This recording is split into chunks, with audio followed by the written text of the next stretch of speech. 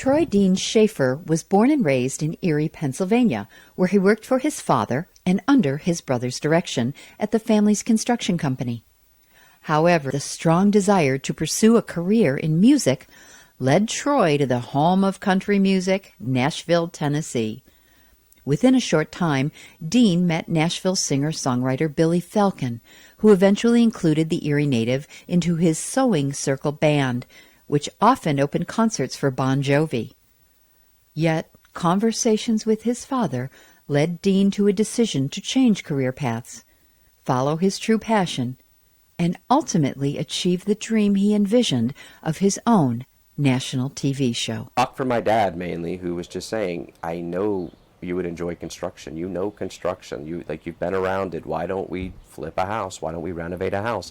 And then with, my mom's support as well, they loaned me some money. I had a little bit of money, but they loaned me some money to just kind of get started and go and buy some tools and start a little tiny construction business. And for the first year, I just offered up services of doing bathrooms and kitchen remodels, or kind of like how my dad started when he got back from the war, just doing little minimal stuff for people and seeing if I really enjoyed it. Plus it was kind of, honing in the trade and, Right. and making sure I actually knew how to do stuff and what I couldn't do. When you say your dad said, we'll do it, was he just a money partner, or did he actually come down and work with you? Oh, he definitely came down and worked. Now, Really? when I was doing these little kitchen and bathroom remodels, no. If my folks happened to be in town while I had a little bathroom remodel going on, then yeah, maybe I'd take them by and show them what I did or something. But when we got to actually getting into a house. And how did that evolution come? How it came about was my mom and dad were visiting, and my dad,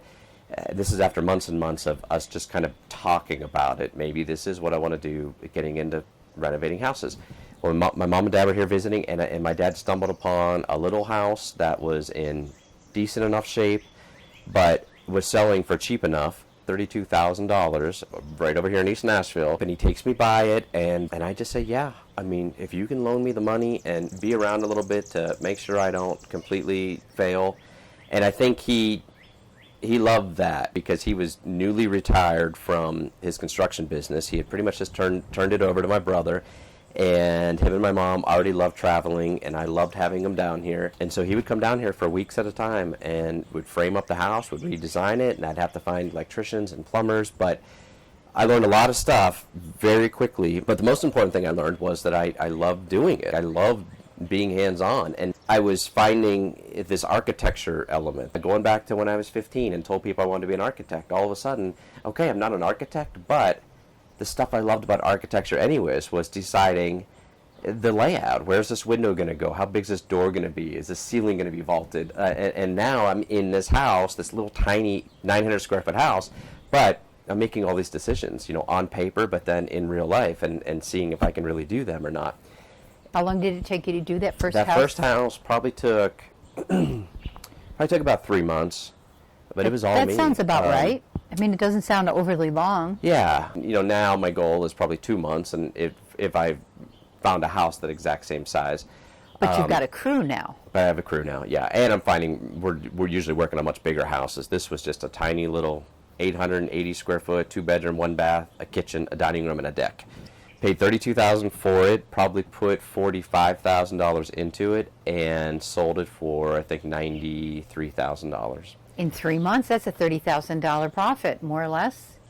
Well, the work took 3 months. The house sat there for probably another 3 or 4 months before it sold. Okay. So I also learned the other end of the business where, okay, even though the house is done, you still got insurance, utilities, electric, water, gas, the potential of somebody breaking in. I mean, I learned the overhead costs quickly, which was good. But when the house did sell, I think when it was all said and done, net profit was like $11,000 after taxes and everything else. And I realized that's as much, if not more, than I would have made in that same time frame with the sales job. And I called the shots. I made my own hours. If I wanted to work for 40 hours straight, I could. If I wanted to take off for a long weekend, I could. And so that just was all the more reason why I realized I loved it. And so we took that money and we immediately, rolled it into another one. Now, did your dad come down and help you find the next house? Dad and I would come up with a game plan, and now I'd found some people throughout the first house that,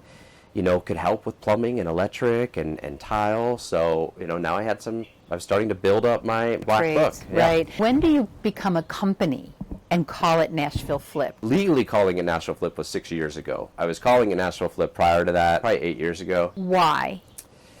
Well, that's a good question. The number one reason is the word flip had such a negative connotation to it. If somebody said they bought a house that was flipped, people immediately thought, well, it's going to fall apart. They just spray painted over it, or they just covered it. They just put bandages all over it. That was not anything that I would ever do. I mean, I was taking every house down to the studs just to make sure there was no mold that we didn't see. Make sure there was no hidden electrical issues that you didn't see on the surface.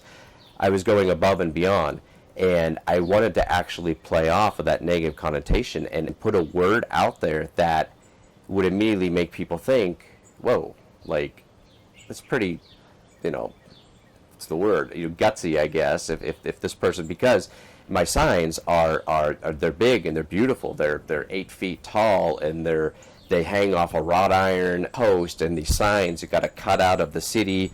The skyline is all cut out, so you see through the sign. These signs look like they'd be in front of a multi-million-dollar construction job. And when did you do that? When did you decide to do that as kind of branding your company? It was that year. I guess I realized I'm not going to be your fly-by-night contractor. If I'm going to start doing flipping houses and want to actually build up a reputation as a reputable house flipper, renovator, then I want everyone to know it's my house. So these signs at a house that as I'm renovating it, it's got my phone number on the sign, it's got my email address, it's got my website, it's the Nashville Flip. So I wasn't hiding from anything, and I think that immediately kind of struck a chord. I was gaining a fan base basically, because a lot of other people that were flipping houses, you didn't even know who was doing it, unless you went and researched the building permit. Is there a sub-community of flippers that kind of communicate? Yeah. Did they not like you? Did they think you were silly because you were doing it that way? I definitely heard a couple of people at some real estate things that they didn't like me per se, but I definitely had a lot of people, probably I can think of 4 or 5 people that would say, geez, I really think you're shooting yourself in the foot, or you're making a mistake. Why would you do all this? Why would you do all that and spend money for those signs and put the word flip right in your name?